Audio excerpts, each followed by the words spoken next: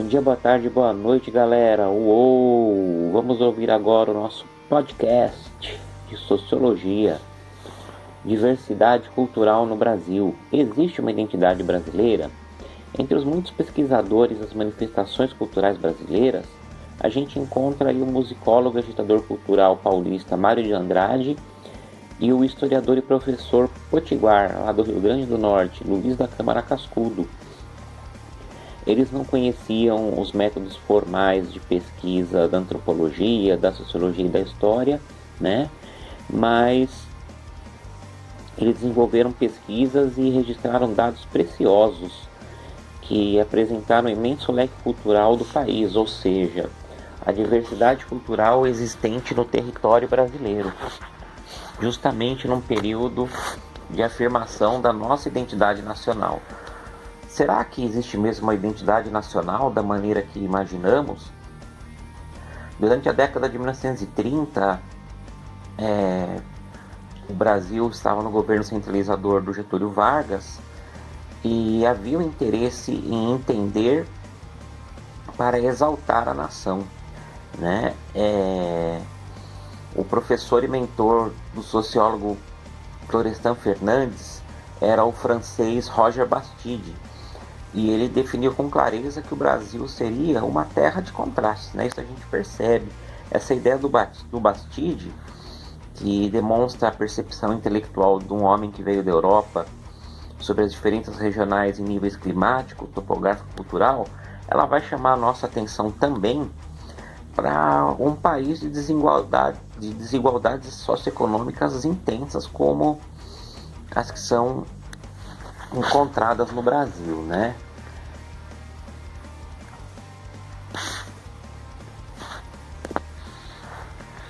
Não foram apenas o Mário de Andrade, né, que tinha esse perfil progressista, e o Câmara Cascudo, que era de perfil conservador, que pretenderam desbravar as manifestações culturais regionais.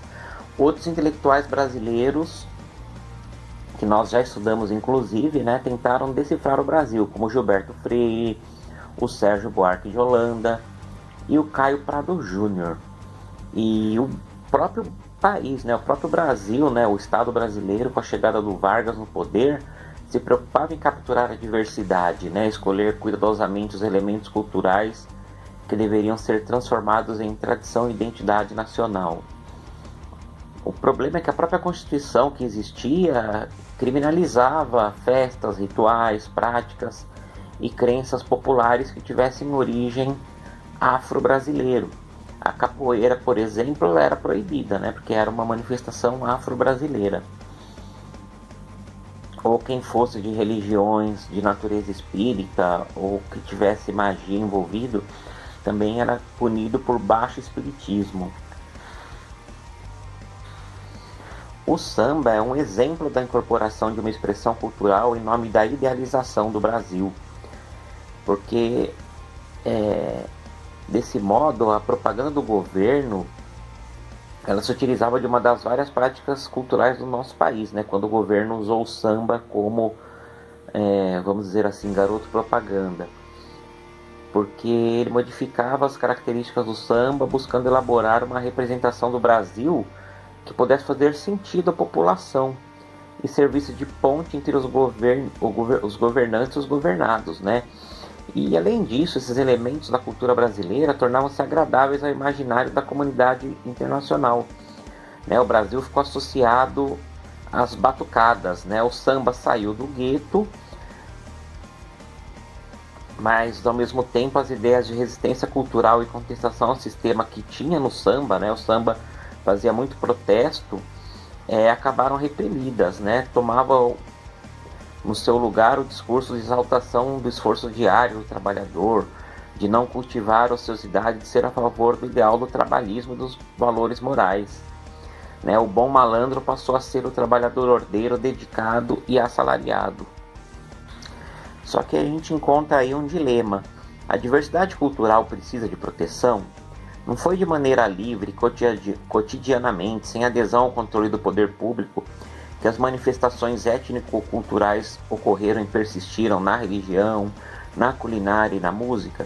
Será que o Estado, né, o governo, precisa sempre dar seu aval Se o poder público virar as costas, várias formas de cultura poderiam ser engolidas pelas leis do mercado, pelas regras da indústria de entretenimento. São aí as questões que a gente tem. Vamos tentar entender cultura popular brasileira e folclore, né? Pela cultura popular, a gente define o que é oposto à cultura erudita, né? A cultura erudita é uma cultura restrita, a cultura popular, por outro lado, não. Ela é uma cultura ampla, né? Tem as crenças, músicas, danças, linguagens, valores, estilos de vida de uma determinada região ou comunidade, né? Ela está em oposição à cultura dominante. Aí nós temos a cultura brasileira, que corresponderia à união, né, às vezes uma forma resumida, né, sintetizada, generalizada, dos elementos culturais produzidos pelo povo brasileiro. O termo dá uma ideia, um sentido de unidade que não correspondem à grande variedade, né, e à grande dinâmica cultural de um território gigante, né, de dimensões culturais de composição multiétnica. E o folclore, que vem do inglês folklore, conhecimento do povo, é considerado sinônimo de cultura popular pela Unesco. E quem defende o termo folclore, né, vamos falar em português, é tanto um conjunto de costumes, lendas, rituais, expressões artísticas preservado por um certo grupo social, quanto uma forma de estudar essas mesmas expressões, né? E os três termos são muito difundidos e levam consigo alguns problemas, principalmente para quem quer estudar, né, com clareza a diversidade cultural. O folclore, né, essa palavra já tem estrangeirismo pela própria origem, dá aquela ideia de exotismo, né? E quem conhece as coisas do folclore tem que ser advertido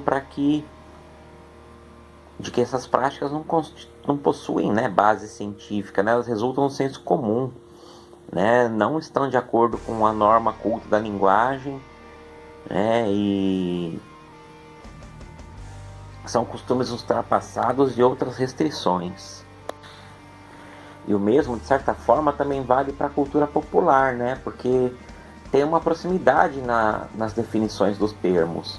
No entanto, quem define o que é povo, né? O que é povo? Como diria o sociólogo francês Pierre Bourdieu, né? O Bourdieu dizia que quem realiza a distinção entre popular e não popular, né? Então as escolas têm incorporado no seu currículo essas manifestações, né? Que muitas vezes complementam e outras subvertem, né, o ensino formal. E ainda assim elas são atacadas por tais grupos conservadores, né? Inclusive por aqueles que defendem a ideia do folclore, para os quais as expressões devem permanecer em seu devido lugar. De um lado a fábula do folclore e do outro o conhecimento legítimo, né? Então uma concepção de cultura brasileira também requer né, um olhar cuidadoso. Se para alguns ela reflete a pluralidade de ações culturais no solo brasileiro, por outros o conceito não passa de politização e ideologização que a própria intelectualidade endossou.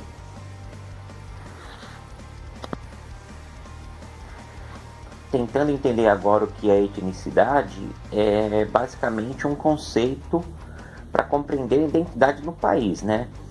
Os termos etnicidade e etnocentrismo são parecidos, mas querem dizer coisas diferentes, né? Elas não estão necessariamente associados. Etnicidade é uma identidade autoconsciente, reivindicada, que é compartilhado com outros na base da crença de uma ascendência comum, né? Pode ser o país de origem, a língua, a religião, os costumes, né? O Stuart Hall, ele vai falar de identidades híbridas, né? Ou seja, de identidades que variam conforme o contexto, a época e as relações. Elas não estão relacionadas à ideia de raça ou concepções de cultura que tenham uma base etnocêntrica, né? Vamos dar um exemplo aqui. O cara, ele pode ser um rapper islâmico branco? Pode ser. Essas identidades são de acordo com uma época. O cara, para ser rapper, os rappers são negros, mas não precisa ser negro para cantar rap. Você canta rap tendo qualquer cor de pele. Você segue o Islã sendo de qualquer cor de pele, né? Então essas identidades, elas são construídas, né, para um contexto de luta, né, um contexto da ação social da pessoa.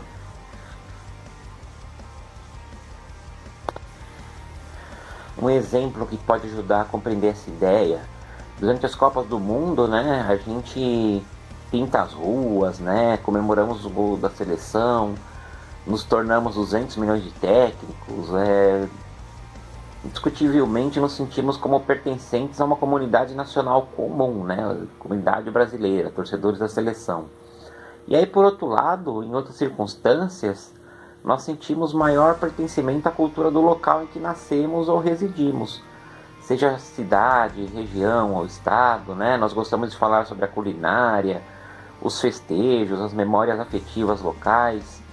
Não é raro a gente encontrar livros e artigos, em geral, publicados só na nossa região, em que os escritores romantizam e idealizam a formação social e cultural de uma cidade, um bairro, né?